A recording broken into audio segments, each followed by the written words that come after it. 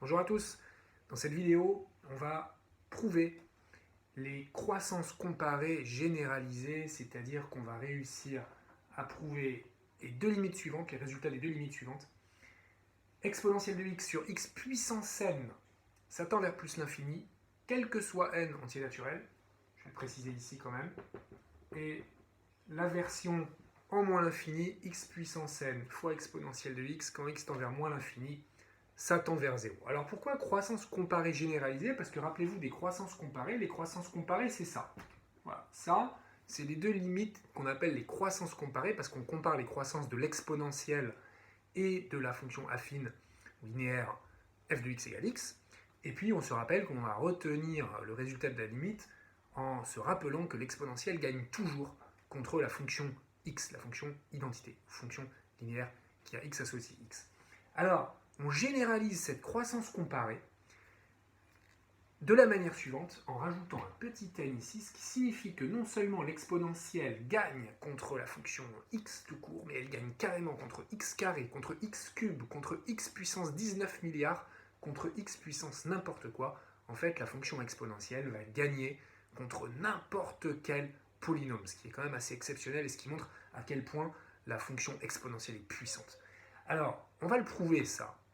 Pour le prouver, rappelez-vous, pour la fonction, pour les croissances comparées classiques, on avait étudié une différence entre deux fonctions, c'était entre exponentielle de x et x carré sur 2. C'était un petit peu bizarre, mais on y est arrivé. Et puis là, on pourrait se dire, pareil, il faudrait que j'étudie en fait, finalement, la différence entre deux fonctions. Alors, lesquelles? Pas évident à trouver. Une autre idée serait de se dire, on aura peut-être besoin d'une récurrence, d'un raisonnement par récurrence, parce qu'on voit que ça, c'est valable pour tout n. Donc pourquoi ne pas envisager peut-être un raisonnement par récurrence?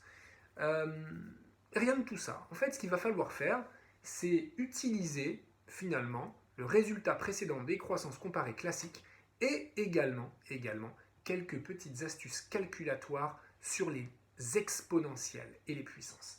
On va voir. Alors, bien sûr, c'est la croissance comparée généralisée numéro 1 qu'on va commencer à prouver.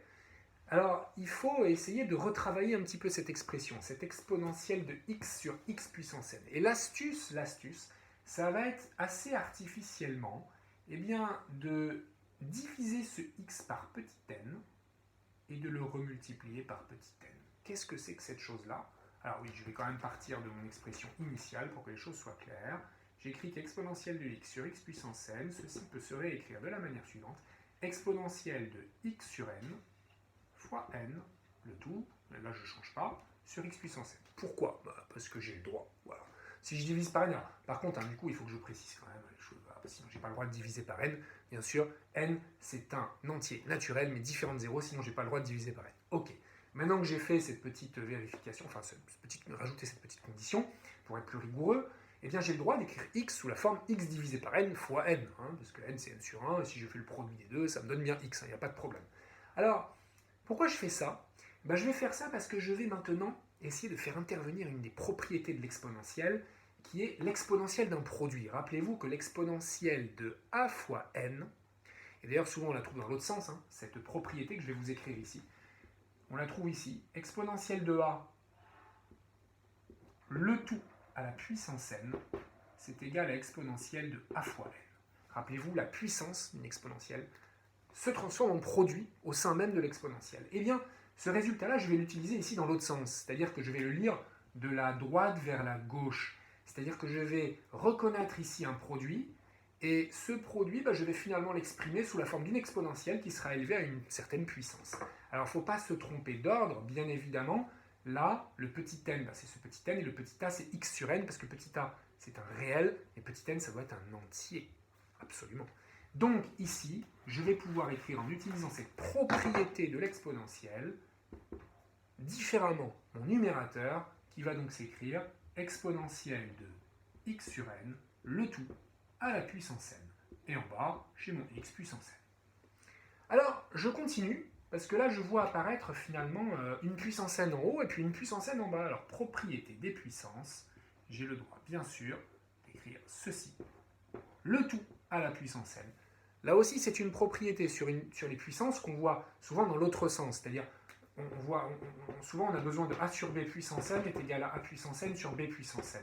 Et bien là, je l'ai utilisé de la droite vers la gauche, et donc j'ai le droit d'écrire ceci sous cette forme. Alors je continue, et peut-être que vous voyez où je veux en venir, c'est-à-dire que je vais essayer de faire apparaître un exponentiel de grand X sur grand X pour utiliser la première croissance comparée, la classique, celle qu'on avait vue dans la vidéo précédente.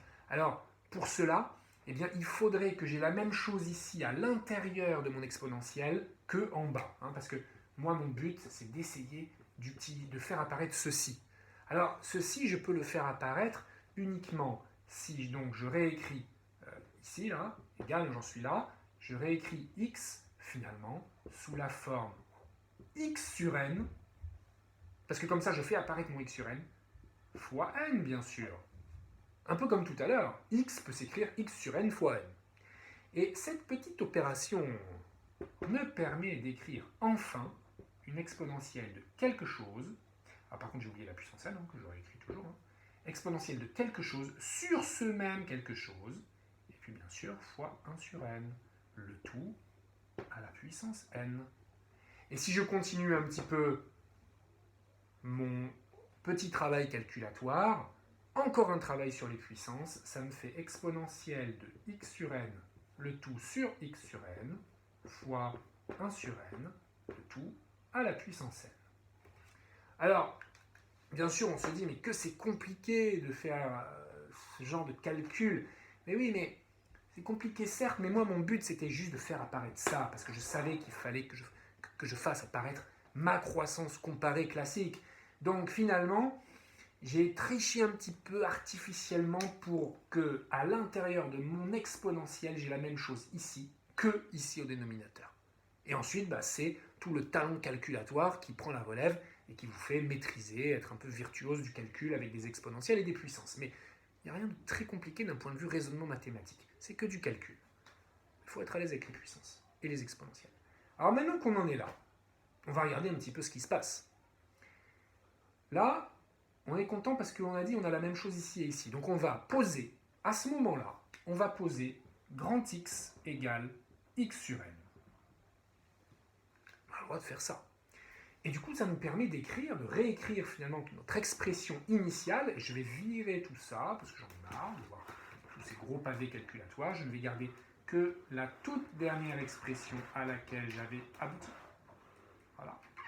Pour la réécrire, exponentielle de grand X sur grand X fois 1 sur n, le tout à la puissance n. Et puis maintenant, je vais réfléchir un petit peu. Alors, grand X, c'est X sur n. Je vais le réécrire à côté, pas l'oublier. Grand X, j'ai posé à un moment que grand X, c'est X sur n. Et n'oublions pas qu'on s'intéresse ici à la limite de cette expression lorsque petit x tend vers plus l'infini. Alors, si petit x tend vers plus l'infini, bien évidemment, petit x sur n, en divisant par n qui est un entier différent de 0, ça tend aussi vers plus l'infini, bien évidemment. Donc mon grand x, parce que ça c'est grand x, il tend vers plus l'infini. Donc finalement, si je fais tendre petit x vers plus l'infini, eh bien, mon grand x tend vers plus l'infini, et donc j'ai le droit d'utiliser enfin ma croissance comparée. Ceci tend vers plus l'infini. Il me reste à le multiplier par 1 sur n puissance n, qui est une constante, puisque ça, ça ne bouge pas, ça dépend de n, mais c'est un nombre qui est une constante, qui ne dépend pas de x, donc qui va tendre vers lui-même, et qui est positif, parce que n c'est positif, strictement. Donc 1 sur n aussi, et quand je l'élève à la puissance n, ça me donne un nombre strictement positif. Donc par produit entre cette chose-là qui tend vers plus l'infini, et puis cette chose-là qui tend vers lui-même, qui est une constante positive, alors la limite de l'exponentielle de x sur x puissance n, c'est plus l'infini, quand x tend vers plus l'infini, et nous avons généralisé les croissances comparées. Pour le petit 2, qu'est-ce qu'on va faire en moins l'infini ?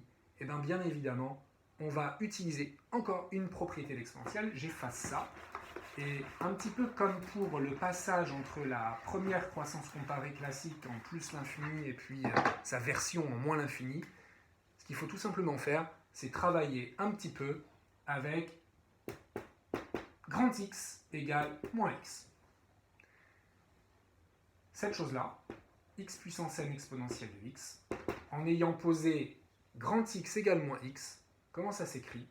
Eh bien, ça va s'écrire moins grand X à la puissance n fois exponentielle de moins grand X, c'est-à-dire moins grand X à la puissance n sur exponentielle de grand X, en utilisant, bien sûr, propriété d'exponentielle, exponentielle de moins x égale 1 sur exponentielle de x. Qu'est-ce qu'il faut faire maintenant? Essayer de sortir ce moins qui n'est pas très beau. Moins 1 puissance n fois x puissance n sur exponentielle de grand X. Et je reconnais la croissance comparée inversée, généralisée, c'est-à-dire exactement l'inverse de ça, puisqu'on a switché ici numérateur et dénominateur. Et on s'assure bien que notre grand X tend bien sûr vers plus l'infini, puisque petit x tend vers moins l'infini ici. Alors, cette chose-là tend vers 0 par inverse, puisque son inverse tend vers plus l'infini, donc ça tend vers 0. On le multiplie par moins 1 puissance n qui tend vers lui-même, c'est une constante. Alors oui, selon la parité de n, ça va donner 1 ou moins 1, peu importe, parce que fois quelque chose qui tend vers 0, ça va donner 0. Et on a donc prouvé ici la deuxième croissance comparée généralisée. Exemple d'application de ces croissances comparées généralisées. Et bien, si dans un moment vous avez besoin de savoir qu'est-ce qui gagne entre exponentielle de x et x puissance 5, et bien dites-vous que c'est l'exponentielle qui va gagner et que ça va tendre vers plus l'infini. Et même si vous rajoutez 50 milliards de zéros ici, et ben c'est quand même l'exponentielle qui va gagner. Et voilà ce que nous dit la croissance comparée généralisée qui montre toute la puissance de l'exponentielle.